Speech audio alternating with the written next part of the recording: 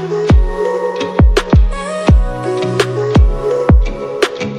दोस्तों, आज हम लोग अपने पॉलिटिकल साइंस का एक बहुत इंपॉर्टेंट चैप्टर को डिस्कशन करेंगे।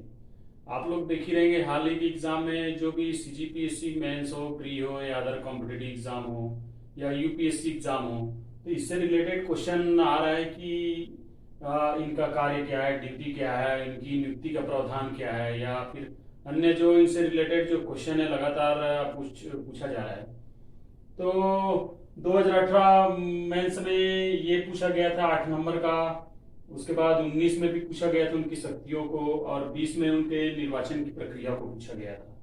तो मैंने जो मुख्य परीक्षा में जो संबंधित क्वेश्चन है उसके आधार पे किया है। ये तो बहुत विस्तृत है इनका टॉपिक, अधिकार या कार्यपालिका शक्ति। भारत के राष्ट्रपति, तो आप सभी को विदित होगा कि हमारे यहाँ संसदीय शासन प्रणाली है, अध्यक्ष प्रणाली नहीं है हमारे यहाँ। हमने इनकी जो पद है वो ब्रिटेन से ये अडॉप्ट किया है, लेकिन इनकी जो हम इनके ऊपर जो महाभियोग लगाते हैं अनुच्छेद 61 के तहत, वो जो है हम अमेरिका से लिए हुए हैं, अमेरिका के संविधान से। तो चूंकि ये कार्यपालिका शक्ति का औपचारिक मुखिया होता है, लेकिन वास्तविक इनकी जो शक्ति है वो डिलीवर्ड रहती है उनके मंत्रिपरिषद जो आर्टिकल 74 और मुख्य प्रधानमंत्री के नेतृत्व में अन्य मंत्री, राज्य मंत्री या जो उनकी स्तर है उनमें निहित रहता है।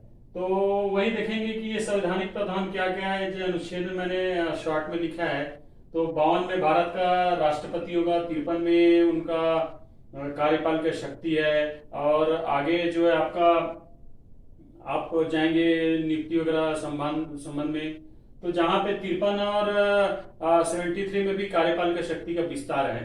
तो ये अनुच्छेद जैसे 71 से 79 है, तो 71 में उनका क्या पुनर्निर्वाचन की प्रक्रिया जैसे होती है, विवाद होता है, तो फिर वो क्या है उच्चतम न्यायालय में उनका जो सुनवाई होता है। 79 में हम लोग संसद का जो उनका अंग है, जैसे संसद 3 से बना है, राज्यसभा, लोकसभा और राष्ट्रपति से।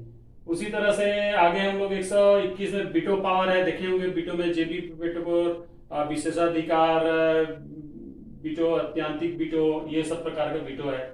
112 में ये है कि जो केंद्र सरकार का जो वित्तीय विवरण है, जिनको हम नॉर्मली भाषा में बजट कहते हैं, उनका अनुमति या उनका अनुमोदन उनके द्वारा होता है।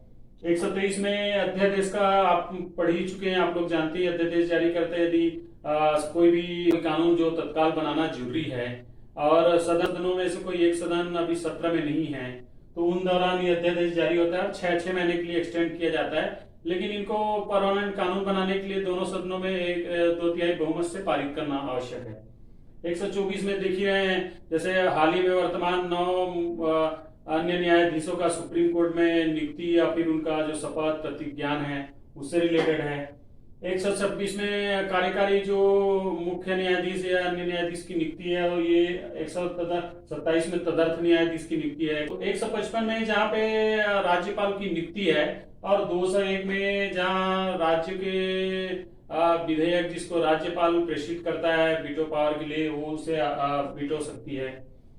217 में आप लोगों को सभी विदित होगा कि राज्य की जो उच्चतम न्यायालय है उनके मुख्य न्यायाधीश का जो नियुक्ति संबंधी परामर्श दिया जाता है। 239 में केंद्र शासित प्रदेश राष्ट्रपति के नाम से शासित होता है। 240 में इनका जो भी आपातकालीन सेवाएं हैं वो भी प्रबंध लागू होगा। 317 में जैसे आपको दिख रहा होगा कि इसमें संघ लोक सेवा आयोग का अध्यक्ष सदस्यों की जो बर्खास्तगी है या उनको पदों से हटाने के प्रावधान है।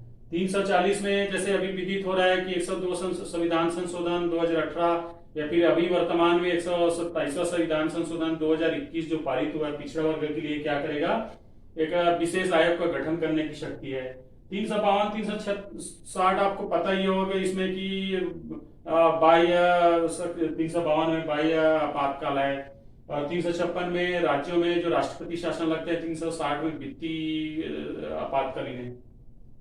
अब 361 में क्या रहता है, राष्ट्रपति और राज्यपालों को संवैधानिक संरक्षण रहता है कि उनके पदासीन होते या पद के दौरान उनके ऊपर किसी प्रकार का क्रिमिनल केस या गवाही सम्मान ऐसा कुछ नहीं रहेगा, उनको विधिक संरक्षण रहेगा। और जैसे मूलतः बताया गया कि अनुच्छेद 14 में जैसे विधि के समान सभी का समक्ष होना या विधि के द्वारा सबको समान संरक्षण देना, वो तो कहीं ना कहीं इसे प्रावधान को थोड़ा सा इसमें प्रतिबंध है, कहा जा सकता है कि उनमें ये लागू नहीं होगा। और मान लो कभी सिविल के मामले आ भी गए तो फिर उनकी ये राष्ट्रपति या राज्यपाल के प्रतिनिधि के द्वारा उनको 7 दिन पहले नोटिस देके उनका पक्ष रखने का पूरा पूरा मौका दिया जाएगा। तो ये संवैधानिक क्या प्रावधान है, इसको पूछा गया था 2018 में। छोटे छोटे अनुच्छेद के द्वारा देखे होंगे, कोई भी स्टेट सर्विस हो या सीजीपीएससी प्री हो या अदर एग्जाम हो या व्यावसायिक परीक्षा मंडल का एग्जाम हो, उससे रिलेटेड क्वेश्चन किया जा रहा है।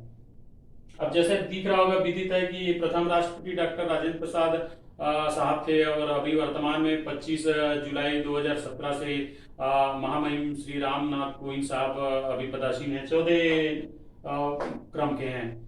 तो ये तो इनका संवैधानिक प्रावधान है, ये हो गया, इतना हमको लिखना था। और हम लोग देखें आगे निर्वाचन प्रक्रिया और निर्वाचन मंडल को, अनुच्छेद 54 में जहां निर्वाचन मंडल को बताया गया है जो आयरलैंड के संविधान से लिया गया, वही अनुच्छेद 55 में निर्वाचन की प्रक्रिया को बताया गया है। तो अभी वर्तमान 2020 में 8 नंबर के इसको पूछा गया था, राष्ट्रपति की निर्वाचन की प्रक्रिया को उदाहरण से समझाइए करके। तो देखते हैं हम, चलिए क्या होता है। तो वही निर्वाचन मंडल में क्या, राज्य के विधायिका के जो सदस्य और संसद के दोनों सदस्य, सदन के सदस्य जो निर्वाचित हो गए वही भाग ले सकते हैं। तो देखते हैं एक विधायक, जो राज्य के विधायक का मत मूल्य का क्या होगा। तो राज्य की कुल जनसंख्या और जो निर्वाचित सदस्य हैं उस सदन में गुणित 1/1000